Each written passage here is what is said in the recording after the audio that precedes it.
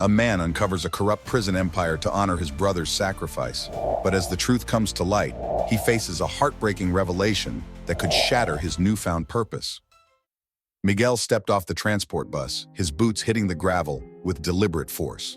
The prison loomed before him, a fortress of decay, its walls discolored by time and neglect. The iron gates screeched as they opened, swallowing him into what felt like another world, a realm where survival demanded cunning, brutality, and the ability to adapt. Here he wasn't Miguel anymore. He was Juan Delgado. His alias had been meticulously crafted, from the ink etched across his arms and neck to the hardened expression he wore like a shield. Every detail, every gesture, was a calculated part of his disguise. Miguel knew that the slightest crack in his facade could shatter the entire operation. The stakes were too high, and failure was not an option. The yard buzzed with activity as inmates shuffled about, forming clusters that spoke volumes about the prison's hierarchy. He scanned the faces, careful not to linger too long on any one man. Observation was key, but attention was dangerous. The tension in the air was palpable. Every movement seemed to carry the weight of unspoken rules and alliances. As he walked toward the processing area, his presence drew more than a few stares. His tattoos, a mix of symbols, dates, and intricate designs, spoke of a life steeped in violence. His upright posture, however, hinted at something more: discipline, training. "Hey, Delgado," one of the guards called, his voice slick with condescension. Miguel turned slowly, his expression unreadable. "Yeah?" he replied, his tone measured. The guard, a wiry man with a crooked grin, approached with a lazy stride. He held out a hand, his palm open. "You're new? First-timers pay a fee. Protection, you know?" Miguel's eyes flicked to the man's badge. Moreno. He let the silence stretch, studying the guard with the cold detachment of a predator. Then he reached into his pocket and pulled out a crumpled bill, handing it over without a word. "Smart man," Moreno said, tucking the money away. "Welcome to the family."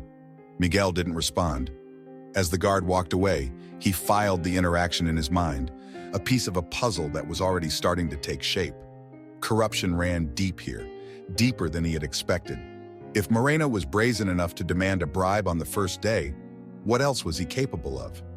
After the processing, Miguel was assigned to his cell, a cramped, dimly lit space with peeling paint and a faint stench of mildew. His cellmate, a wiry man with darting eyes, introduced himself as Chuy. "You're quiet," Chuy said, his voice tinged with curiosity. "That's good. Quiet men live longer." Miguel gave a non-committal grunt, his mind already working through his next steps. He needed to identify the power players, the men who controlled this place from the shadows. If he was going to dismantle the cartel's operations, he first had to understand its structure. The next day, Miguel kept a low profile as he explored the yard. He noted the clusters of men, some playing cards, others lifting weights, and a few simply watching. It didn't take long to spot the leaders. They didn't need to flaunt their power. It was evident in the way others deferred to them, the way space opened up around them as they moved. One man in particular caught his attention, a burly figure with a scar running from his temple to his jawline. He sat at a makeshift table flanked by two others, his eyes sharp and calculating. Miguel didn't approach, not yet. He had time, and patience was a weapon as potent as any blade dot. As the sun dipped below the horizon, Miguel lay on his bunk, staring at the cracked ceiling. The first day had revealed more than he'd anticipated. Corruption, hierarchy, and alliances, pieces of a dangerous game he was now part of. He clenched his fists, the weight of his mission settling over him like a shroud. Juan Delgado was here to play the role of a criminal, but Miguel's true purpose was clear. He wasn't just here to survive. He was here to take them down. Miguel tightened his grip on the dented aluminum tray, scanning the buzzing prison cantina. His instincts had sharpened in this place, where even a misplaced glance could spark violence. Yet today, his gaze settled deliberately on Mateo, a wiry young man hunched over a table in the corner, scribbling furiously in a battered notebook. Mateo was a puzzle Miguel intended to solve. The opportunity came faster than expected. A loud crash echoed across the room as a burly inmate, one of Valdez's lackeys, knocked Mateo's tray to the floor. Food splattered across the grimy tiles as laughter rippled through the crowd. Mateo remained seated, jaw clenched, his defiance glaringly obvious. The aggressor loomed closer, his fists curling. "Pick it up," the man growled. Miguel acted on impulse. In 2 strides, he was between Mateo and the brute. "Back off," he said, his voice calm but firm. The cantina stilled. Conversation ceased. Even the guards shifted their attention, anticipating bloodshed. The man smirked, his teeth yellowed and uneven. "You got a death wish, newbie?" Miguel didn't flinch. He knew this type, more bark than bite when confronted. "Just telling you to pick on someone your own size," he replied, his tone deliberately low and steady. For a moment, it seemed like the man would lash out, but a guard barked an order from the far side of the room, dispersing the crowd. The bully spat on the ground, muttering a curse, and stomped off. Miguel turned to Mateo, who was already gathering his notebook and what little remained of his meal. "Thanks," the younger man muttered, his voice a mix of gratitude and suspicion. "Don't mention it," Miguel replied, extending a hand. "Miguel." Mateo hesitated, then shook it. "Mateo." That evening, as the prison lights dimmed and the oppressive hum of the facility settled, Mateo approached Miguel's bunk. "Why'd you help me?" he asked, his tone cautious. Miguel leaned back against the cold concrete wall. "You seemed worth it." Mateo snorted, but there was a flicker of curiosity in his eyes. "You don't know me?" "Not yet," Miguel admitted, "but I'd like to." For the next hour, they talked in hushed tones, exchanging fragments of their stories. Miguel learned that Mateo was no ordinary inmate. His incarceration was the result of his involvement with activist groups that had unwittingly crossed paths with the cartel. Mateo's idealism had painted a target on his back, but it also made him a potential ally in Miguel's larger plan. Unbeknownst to them, their conversation hadn't gone unnoticed. From the shadowed corner of the cell block, Valdez, the prison's menacing head of security, watched with narrowed eyes. Miguel's intervention in the cantina had already flagged him as a potential disruptor, and now his interest in Mateo added a layer of intrigue. As Valdez turned and strode away, Miguel felt a creeping unease settle in his chest. He had gained Mateo's trust, but in doing so, he had also drawn the gaze of a man who thrived on control. For better or worse, the game was now in motion. Laura adjusted her glasses and opened Miguel's file, her eyes darting across the sparse notes from previous sessions. Miguel sat across from her, his posture rigid yet casual, a contradiction she couldn't ignore. The room was suffocatingly small, its beige walls pressing in with a silence that even the faint buzz of the ceiling light couldn't mask. Laura leaned forward, her pen poised above her notebook. "So Miguel," she began, her tone carefully neutral, "you've mentioned before that the fight in the yard was self-defense. Can you walk me through it again?" Miguel's jaw tightened, a flicker of something, nervousness perhaps, crossing his face before he smoothed it over. "It was simple. They came at me, I had no choice." "3 men?" Laura asked, arching an eyebrow. "All of them armed? And you walked away without a scratch?" Miguel chuckled, but the sound lacked warmth. "Luck, maybe." Laura noted the way his hands gripped the edge of his chair, the slight tremor in his fingers. His words were too practiced, his demeanor too controlled. There was a gap in his story, a space where something darker lingered. "You mentioned they called you by name," Laura continued, her voice soft but probing. "That seems specific, almost like they knew you." Miguel's gaze dropped for a fraction of a second before snapping back to hers. "Prison rumors. Names get passed around." Laura nodded, though her mind was racing. His responses felt rehearsed, and beneath his calm exterior, she sensed tension, a thread she was tempted to pull. But pushing too hard too soon might make him retreat, and she needed him to trust her, or at least let something slip. Meanwhile, in the labyrinthine corridors of the prison, Miguel's double life tugged at him. The warden's voice echoed in his memory. "You owe me. You don't get to say no." Tonight, the debt was due. The cartel operated with a precision that both impressed and terrified Miguel. His task seemed simple: deliver a small, nondescript package from Block C to Block F. But nothing in this world was ever as simple as it seemed. Under the watchful eyes of guards, some indifferent, others too interested, Miguel navigated the dimly lit hallways. His heart pounded as he approached the checkpoint, where Officer Garcia stood leaning against the wall, his bulk blocking the way. "Evening, Miguel," Garcia said, his tone too casual. "What brings you to this side of the prison?" Miguel forced a grin. "Just a message from one of the guys in Block C. You know how it is." Garcia's eyes lingered on the package tucked under Miguel's arm. For a moment, Miguel thought the officer might stop him, but then Garcia smirked and stepped aside. "Be quick," Garcia muttered. Miguel nodded, his pulse hammering as he passed. Once out of sight, he exhaled sharply. Reaching Block F, he slipped into a storage room and placed the package in a hidden compartment beneath the floorboards. The routine felt mechanical now, but this time something caught his eye. A series of documents tucked under a loose panel bore the seal of the National Army. His stomach turned as he skimmed the papers. Names, locations, transactions, evidence of a network far more extensive than he'd imagined. The cartel wasn't just running the prison. They were entangled with powerful figures outside, including high-ranking military officials. Miguel replaced the documents, his mind spinning. As he left the room, his resolve hardened. Survival had always been his focus, but now the stakes were higher.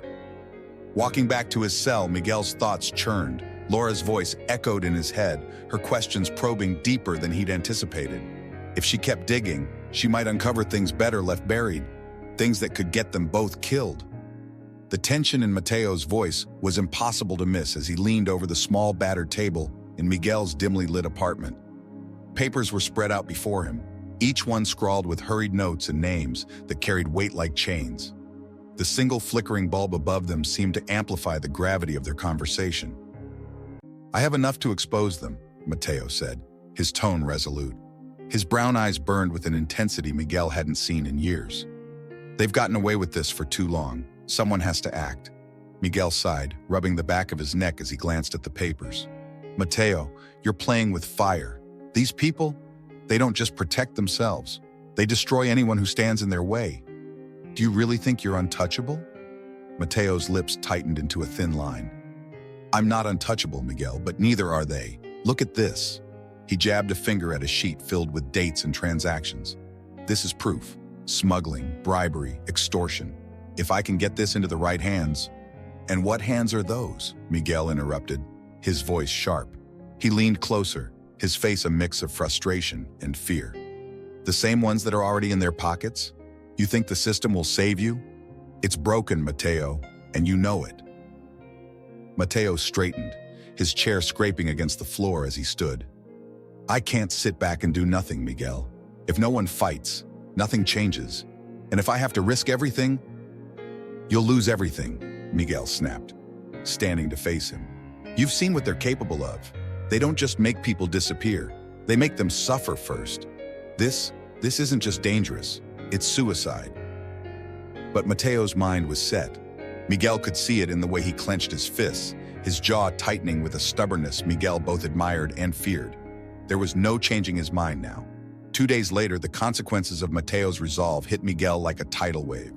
The news came from a neighbor who'd seen the aftermath. Mateo had been cornered near the docks by 2 of the guards who were the very essence of the corruption he was trying to expose. Miguel ran as soon as he heard, his heart pounding in his chest, his stomach twisting with dread. When he found Mateo, he was barely recognizable. His face was swollen and bloodied, his breath shallow and labored. He was lying in the shadows of an alley, his evidence, his lifeline, gone. Miguel dropped to his knees, his hands trembling as he tried to rouse his friend. "Mateo, what have they done to you?" Mateo's eyes fluttered open, unfocused and dazed. He tried to speak, but only a ragged whisper escaped his cracked lips. Miguel leaned closer, desperate to hear, but all Mateo managed before slipping back into unconsciousness was, "Don't let them win." Miguel looked around, the weight of the moment suffocating. He knew the fight wasn't over. It had only just begun. The air in the dimly lit interrogation room felt dense, weighted by suspicion and fear. Valdez leaned forward, his sharp eyes fixed on Miguel. A single desk lamp cast harsh shadows across his face, amplifying the intensity of his presence. Miguel sat rigid, his heart pounding against his ribs, as if it might betray him. He couldn't afford a mistake. Not here, not now. Valdez flipped through a slim dossier, each page turned deliberately, as though savoring the tension. "Miguel Ortega," he began, his voice smooth but laced with menace. "Your story is interesting. Tell me again, why would a man with your skills end up in a place like this?" Miguel forced a calm smile, masking the storm within. "I told you, Comandante, opportunity. The factory was hiring and I needed work. It's simple economics." "Simple indeed," Valdez replied, his tone dripping with doubt. "But economics doesn't explain your military precision or the way you handled yourself during that altercation last week. You fought like someone who's seen combat. Miguel shrugged, keeping his tone casual. I grew up in a rough neighborhood. You learn quickly or you don't survive. Valdez chuckled, the sound devoid of humor. Convenient, but you'll forgive me if I don't buy it. He leaned in closer, his voice dropping to a near whisper. Everyone has secrets, Ortega. The question is whether yours are worth dying for. The room fell silent, the weight of the statement pressing down on Miguel. He couldn't flinch, couldn't falter. Instead, he leaned back slightly, crossing his arms as if unimpressed by the intimidation. If you're trying to scare me, you'll have to do better than that. Valdez smirked, acknowledging the defiance. Perhaps I will.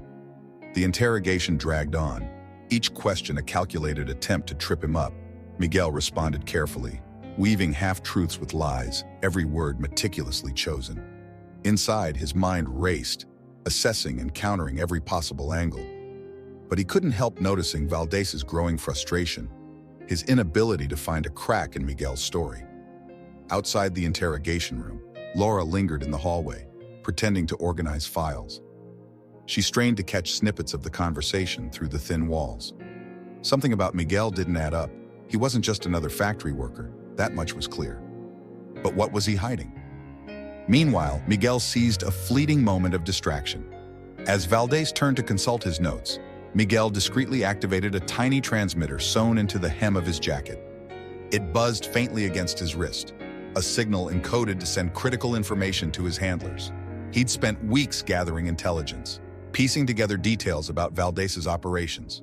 Now, with a flick of his fingers, that knowledge was en route to his superiors. But the risk was monumental. If Valdez caught wind of the device, Miguel wouldn't leave the room alive. Time slowed as Miguel maintained his facade, answering Valdez's questions with measured confidence. Sweat threatened to bead at his temple, but he resisted the urge to wipe it away. Every second was a battle, every breath a test of resolve. Finally, Valdez closed the dossier with a snap. He stood, towering over Miguel. You're dismissed, for now. But don't get comfortable. I'll find out who you really are. Miguel nodded, masking his relief. As he walked out, he caught a glimpse of Laura watching him. Her eyes were sharp, searching, and for the first time, Miguel wondered if she might be his greatest threat or his only ally. Miguel's mind buzzed with quiet resolve as he glanced around the dimly lit common area. The faint hum of voices layered over the distant clang of iron gates. Each sound reminded him of his precarious situation and of his purpose. Though his body remained trapped in the prison's oppressive confines, his thoughts moved freely, mapping a plan, identifying allies, and kindling hope in places where despair had taken root. The resistance started small, almost imperceptibly. At first, it was as simple as passing cryptic notes etched into scraps of paper or whispered conversations under the cover of darkness. Miguel's every move was calculated, his every word deliberate. He approached inmates who, like him, bore the weight of years under the cartel's thumb, men who had suffered enough to be ready for change. It was during these exchanges that Miguel met Elias, a wiry man with a crooked grin and a knack for navigating the prison's underbelly. Elias was well connected, his reputation as a smuggler earning him a certain respect among the prisoners.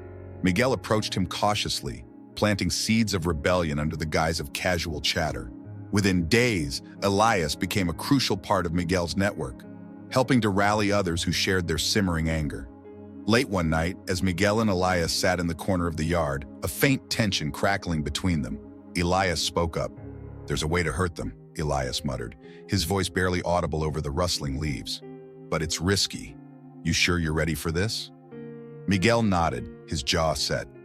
"I've been ready since the day they put me here." The plan began to take shape, a series of coordinated disruptions designed to unsettle the cartel's iron grip on the prison. They started small, sabotaging supplies meant for the guards, circulating fake rumors to sow distrust among the cartel's loyalists.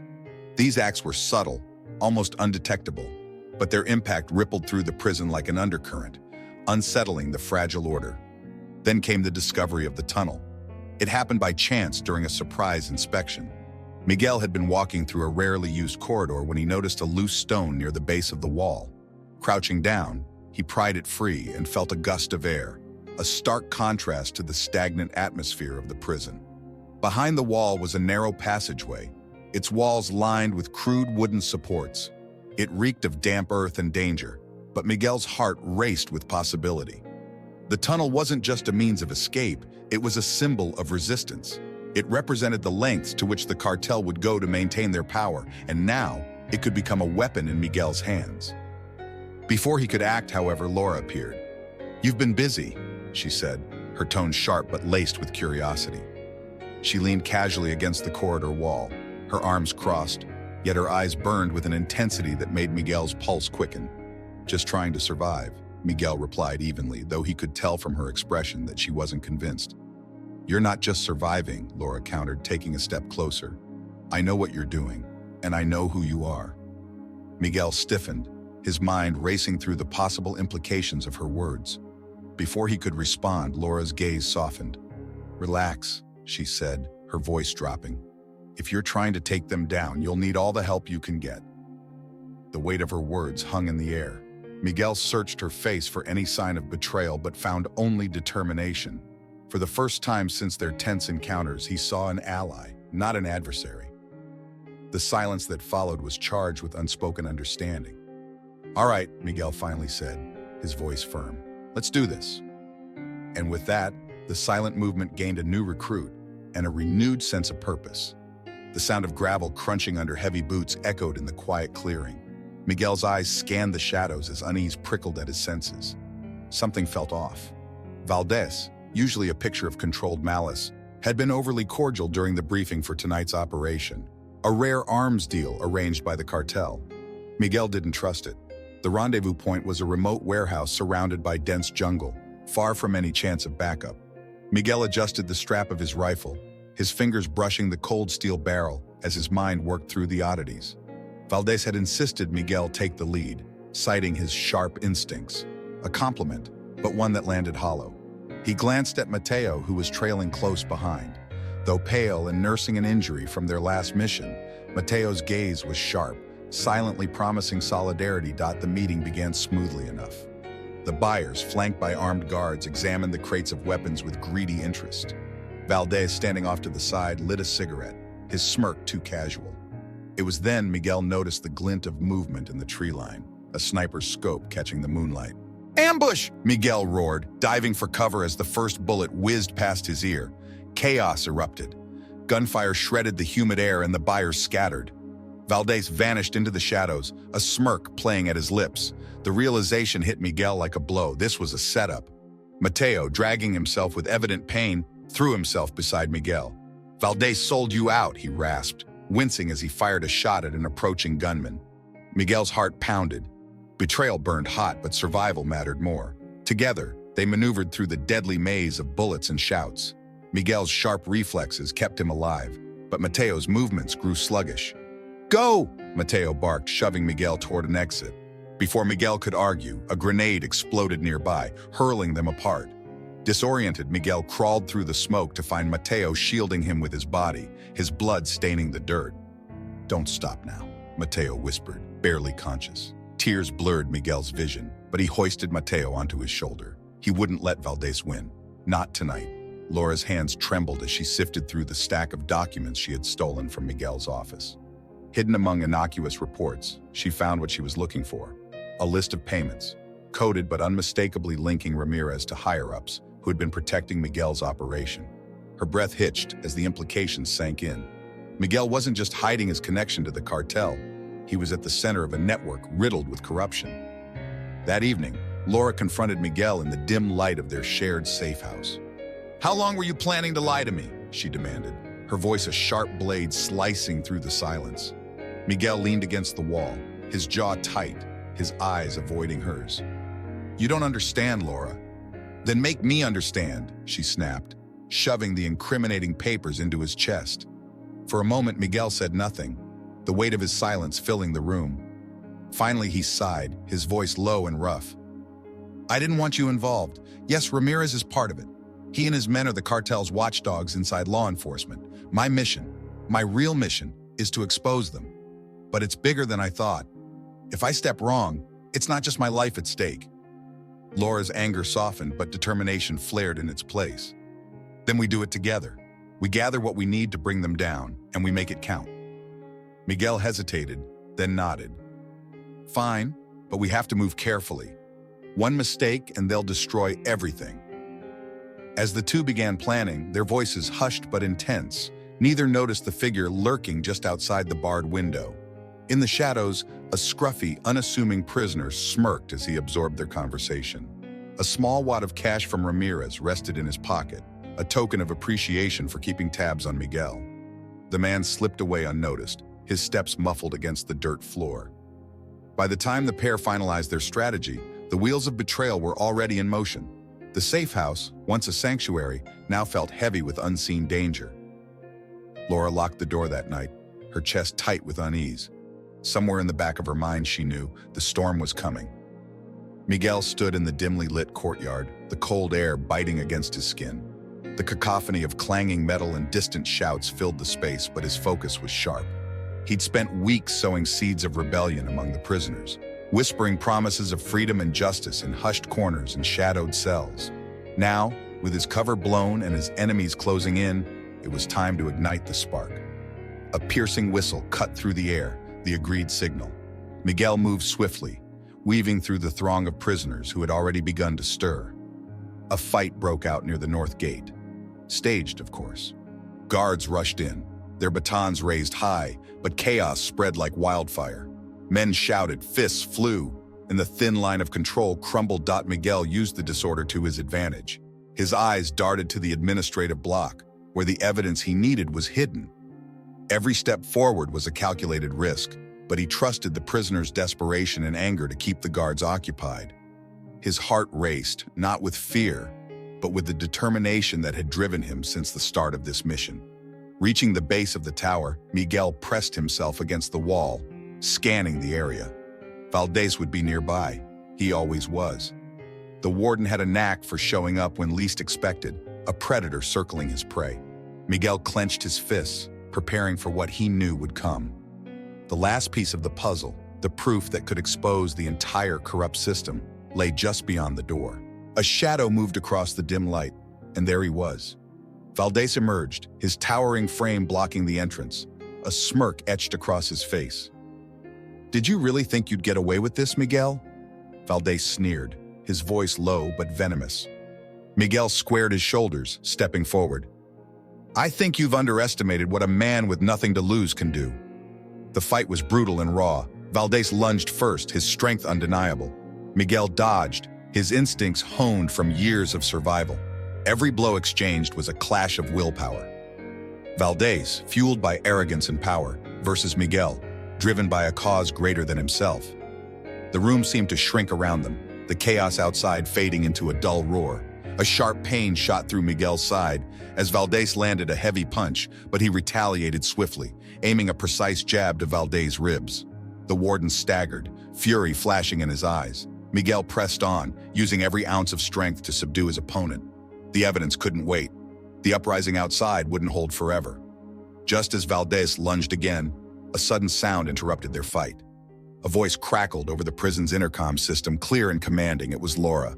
"Miguel, I've contacted the authorities. Reinforcements are en route. Hold on." Her words were a lifeline, cutting through the tension like a blade. Miguel seized the distraction, delivering a final, decisive blow that sent Valdez crashing to the ground. Gasping for breath, he didn't waste a second. He darted past the unconscious warden, heading straight for the secured office. The door gave way with a satisfying crack, revealing stacks of files and a flickering computer screen. Outside, the rebellion roared on. Guards were overwhelmed, prisoners shouting in unity as they pushed against their oppressors. Miguel knew this moment of chaos had to count. He quickly scanned the files, snatching the incriminating evidence he'd spent months searching for. Photographs, reports, logs, all damning proof of the corruption that had poisoned the prison system. The weight of the papers in his hands felt like victory, but there was no time to celebrate. Laura's voice came again, this time urgent.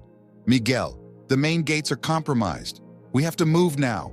He stuffed the documents into his jacket and turned back toward the courtyard, his resolve unshaken. The uprising was more than a distraction. It was a statement, a cry for justice. And now, armed with the truth, Miguel was ready to finish what he'd started. Miguel stood outside the towering gates of the precinct, his heart heavy but resolute. The manila folder in his hands felt lighter than the burden it carried. a collection of irrefutable evidence implicating Ramirez in years of systemic corruption and exploitation. He paused, taking a deep breath before stepping inside, every footfall echoing the weight of his mission. Inside, the air was sharp with authority and tension. A detective, stern-faced and wearing a badge that gleamed under fluorescent lights, met Miguel at the desk. "Miguel Reyes?" Miguel nodded and placed the folder down. "This contains everything," he said, his voice steady but low. "Names, dates, operations, enough to bring him down." Hours later, after countless questions and signatures, Miguel left the station, his steps heavier than when he had entered. Outside, the city seemed unchanged. The same hum of traffic, the same chatter of pedestrians. But for him, the world had shifted. His mission, once a consuming flame, had burned out. Now, all that remained was the ash of what he had sacrificed to get here. The following days unraveled quickly. News broke like a tidal wave. Ramirez was arrested in a dramatic raid, handcuffed in front of cameras that captured his downfall in real time.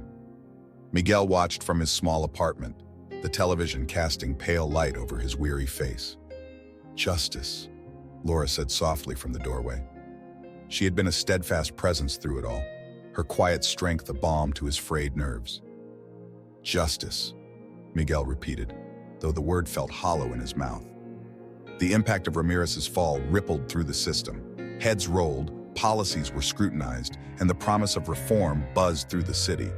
Yet for Miguel, these victories felt muted. Each headline reminded him of what had been lost. Mateo, the friend who had stood beside him until the bitter end. In the quiet of the nights, Mateo's laughter haunted him, an echo of better days. Miguel often found himself clutching the worn photograph of them together, the edges frayed from years of handling. "You did it for him," Laura reminded him one evening as they sat in the dim light of his apartment. "Did I?" Miguel's voice cracked. "I lost him, Laura. What good is justice if it costs so much?" She placed a gentle hand over his. "Then honor him by finding your purpose again. This can't be the end for you, Miguel. Not after everything you've done." Her words planted a seed of thought in the barren landscape of his grief. Miguel didn't respond immediately, but a flicker of something stirred within him, a tentative curiosity about what lay ahead. The next morning, as the sun rose over a city beginning to heal, Miguel stood on the balcony, watching the light creep across the skyline. He wasn't sure what his future held, but for the first time, he allowed himself to wonder. The story of Miguel teaches us a profound lesson. Sometimes justice comes at a cost, and healing requires courage, not just to fight for what's right, but also to find purpose beyond the pain. What would you have done in his place? Would you have risked everything for the truth, even when the losses felt unbearable? Click on the video on your screen to continue this journey of self-discovery and explore how resilience shapes our lives in unexpected ways. Don't forget to hit the subscribe button and join us for more stories that inspire, challenge, and remind us of the strength within. See you in the next one.